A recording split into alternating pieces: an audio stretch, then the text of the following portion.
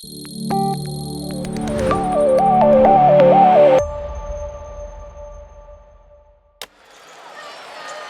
one. And you got to go. You can't take your time going up to court here. Malachi Smith inside, rejected by Hawkins. Retrieved by Smith. A shot away. No. Hawkins rebound.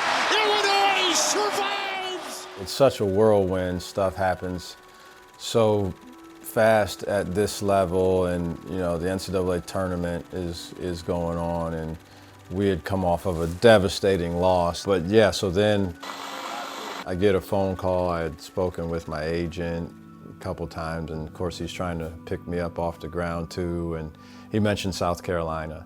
And I said, certainly, I would have interest in having a conversation and seeing where that would go. And then, you know, next thing you knew, I was in a car. I hadn't been that familiar with SEC basketball, to be quite honest with you. I had grown up in Big Ten territory, and so most of my career had been there. I worked in the Big Ten for 7 years. Drove down, just got to talking with Ray Tanner and Chance Miller, and it just really, it was more talking than anything. I felt like it was less of an interview and just some guys talking about what had happened, talking about visions, talking about goals, talking about just who we were all as people and what our visions were. And you know, they all aligned up, and you know, when I was offered the job, it didn't take me much time. Today, I could not be more excited to welcome Coach Lamont Paris to our university, our community, the city of Columbia, and our great state of South Carolina. Ladies and gentlemen, please welcome our 33rd head men's basketball coach, Lamont Paris.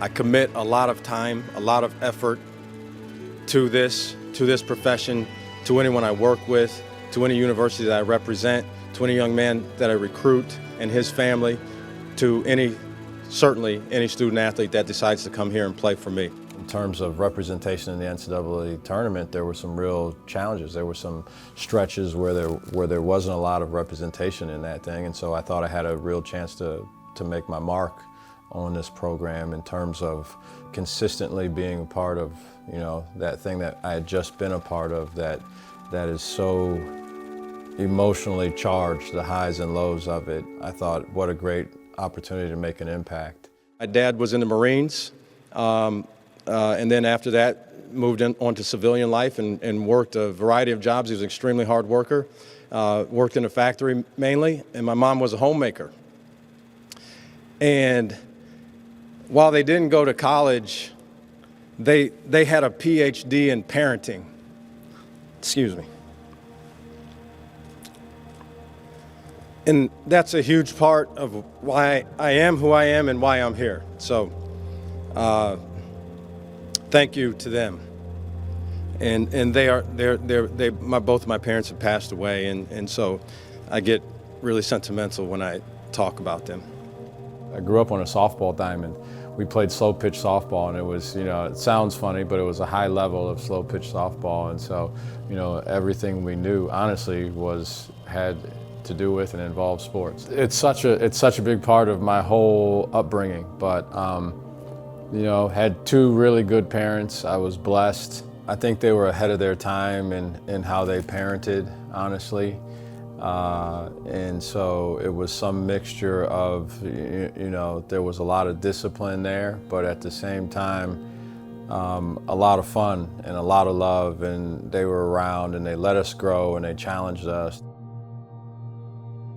I grew up in Ohio, so you had to shovel snow off the court and play in gloves sometimes, and so it was pretty early on that basketball was the sport I loved the most. I always say it this way, I was the best at baseball.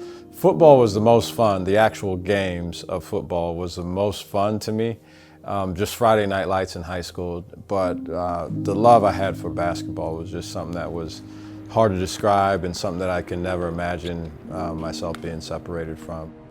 You know, I didn't want to coach. I didn't go to college and in my whole career thinking that I was going to coach. I wanted to play as long as I possibly could. And then when I got done playing, the coach that I played for asked me about an opportunity that I would have to stay there and coach, and just was too good to pass up. And then, you know, fast forward 100 years later, here I am.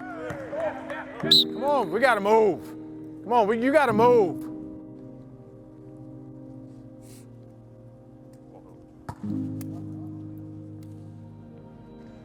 The hardest expectation to change will be your own expectation. It'll be your own expectation of what you think you're going to do. That'll be the hardest one. Okay, here we go. My favorite part of this job is just interacting with people. It's probably why I don't do as much on social media also. I'm more likely to have a real life conversation with a stranger that I meet while I'm out on one of my walks or doing whatever versus doing social media. I think the first step in building for long-term success and building for reproducible success, in my playbook, everybody's got their own playbook, and in my blueprint, the very first thing is getting the culture dialed into what you like it to be.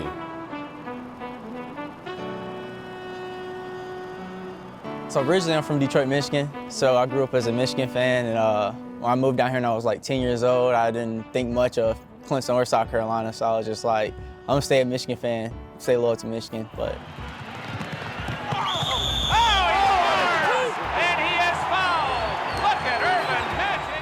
I wanted to be a Michigan State fan because of Magic Johnson, but my dad was a Michigan State fan first. I was like, you know what, I don't want to be what you are, I'm gonna be a Michigan fan. So that's sure you love that. Yeah. Just competitive as a little kid. Funny, lovable, and he's just a big energy guy. A lot of people say I'm like a big teddy bear. So how nice I am to people, no matter even if I'm having a bad day, like I will go out my way to make sure that somebody else is laughing. Why is that important to you? It's important to me. That's just how my family raised me to be. Journey was a long journey, you know, starting from high school, didn't get no offers in my senior year. Started at Morehead State, you know, had a good 3 years there, then went to Minnesota for my senior year, and now, thankfully, I'm here back in my home state, playing in front of my hometown friends and family. Who would have ever thought that I'd be back home playing at the University of South Carolina? All right, so my journey here to South Carolina has been very interesting because it started off at high school. I was getting recruited by South Carolina when Coach Frank Martin was here.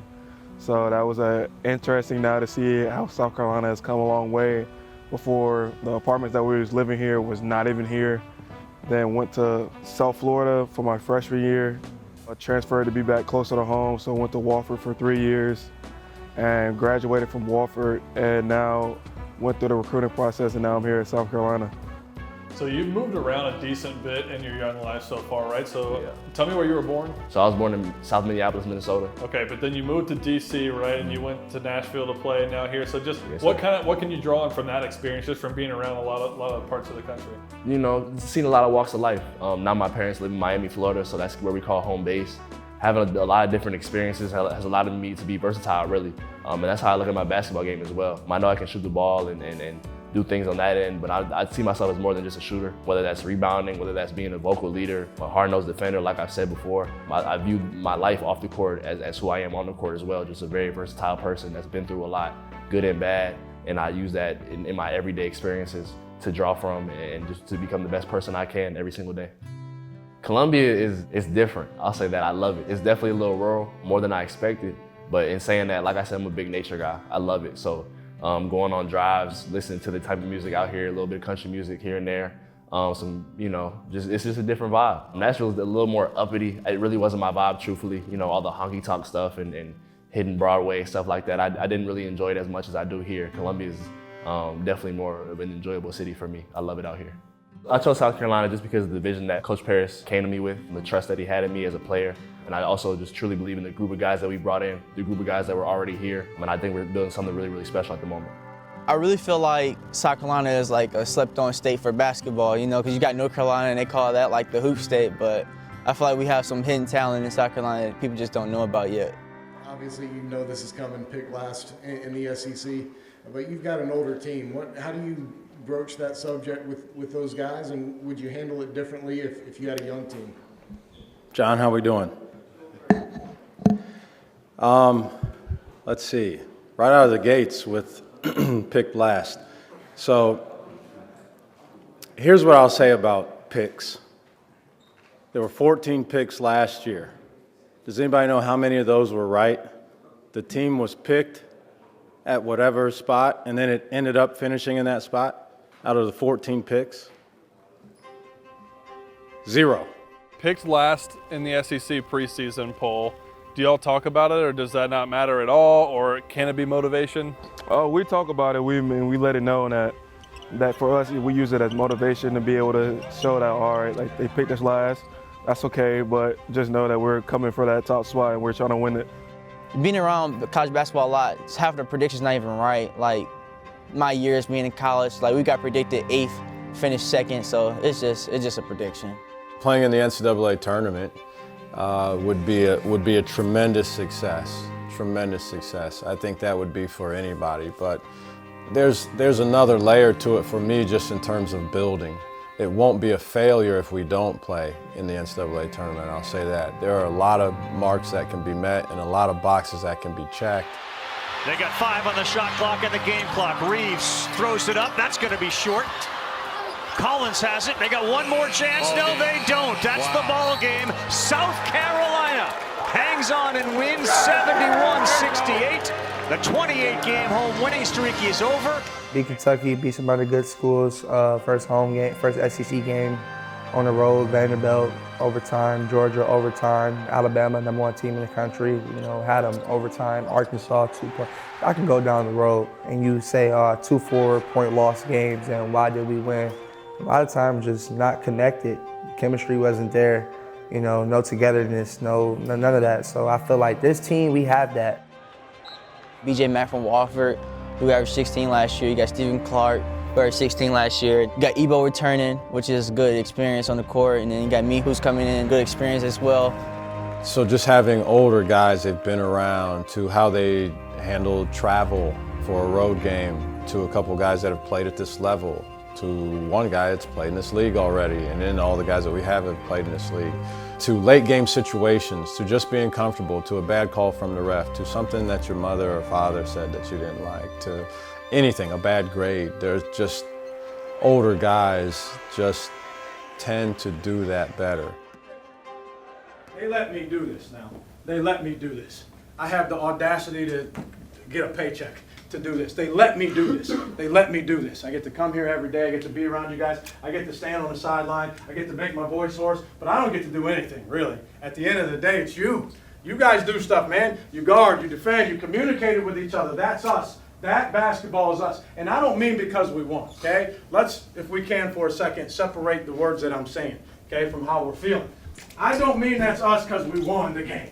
I mean that's us because I saw people communicating, right? And then there was one snafu, and I brought it together, didn't I? That's one of my jobs. I'm glad I was able to do that. And we moved forward, didn't we? Yeah. I heard you saying words, actual words that meant something. It's great. That's basketball. That's a team sport. That's a team sport.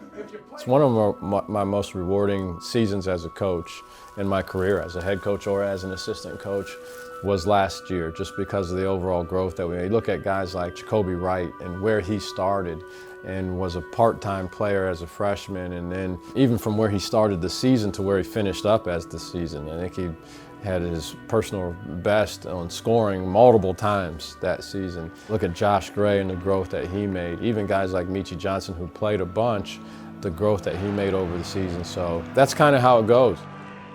Just their interaction with each other. I really like the fact that they enjoy being around each other. Practice ends and typically we got another 6 or 7 guys that just hang out in there. Every time I come in the gym, there's somebody else in the gym working just as hard as I am. So with that being said, that there's a certain amount of trust that goes into that. You can have everybody come in, somebody that's 4 years or somebody that has a year left, to be able to see like, all right, we all each have a common goal that we want to get to. So everybody knows like, all right, no matter if I'm here for a year, 4 years, 5 years, etc., that like, all right, we're meeting for this common goal and that everybody's just locked in on that. Nice, beautiful day. What a beautiful day to be a Gamecock. What a beautiful day to be in the sun. What a beautiful day to be right next to my main man right here, Sparkman. Uh-oh. Watch your head. Oh!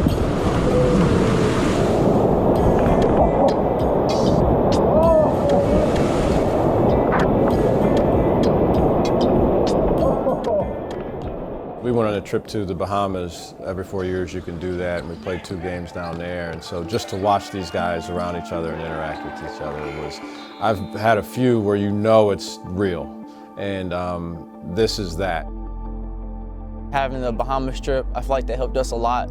Going there and being around each other, playing against other people, and then playing against ourselves. I feel like the Bahamas trip really helped us a lot. Coaches really helped us like bond and be together. And the first week we got here, I actually called like not like a team meeting, but like everybody go hang out at hometown, just eat, relax, watch the finals, have like good chances to get to know each other. So I think it's been pretty good. After a rough 2022-23 season, the South Carolina Gamecocks now under second-year head coach Lamont Paris, ready to wipe the slate clean with a new roster. 8 players who were not with this squad a year ago, number of veteran players who have proven their abilities at other programs and now are ready to prove it in the garnet and black. We go 1 clap, 2 clap, 3 clap, 4 clap, 5 clap. Let's do it. I need on 3. 1, 2, 3. Ready.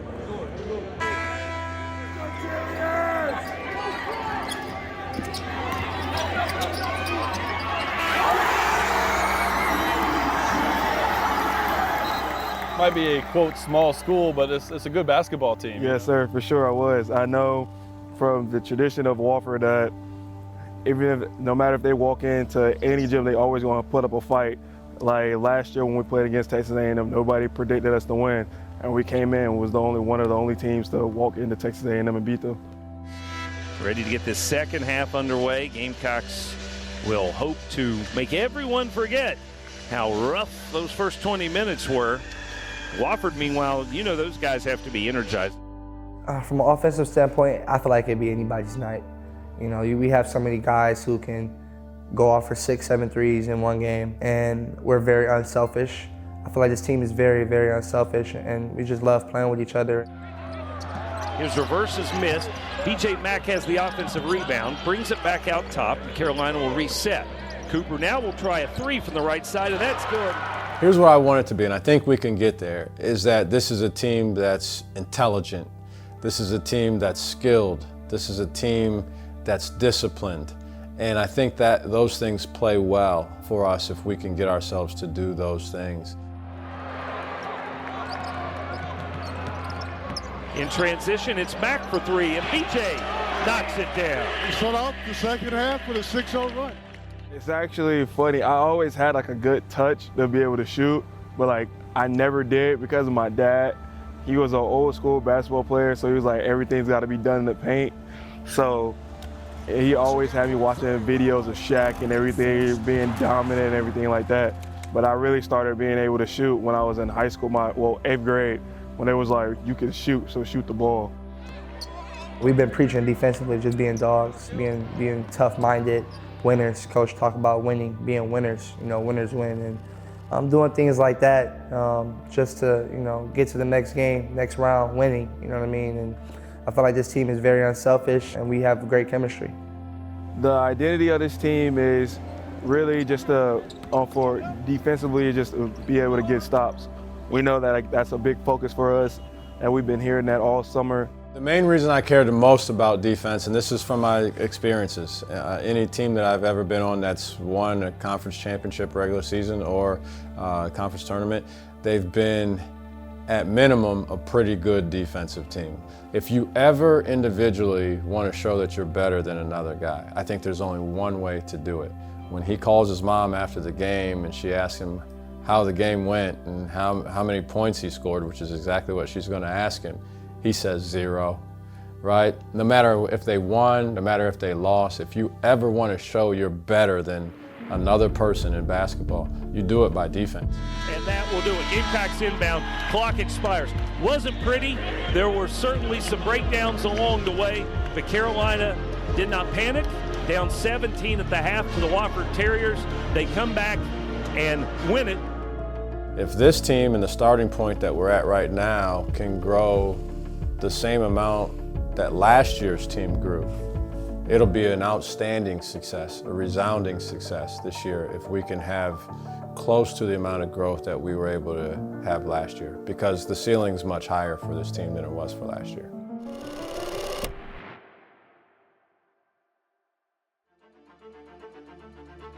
One, I don't think there's leadership without earning trust and having a relationship with people.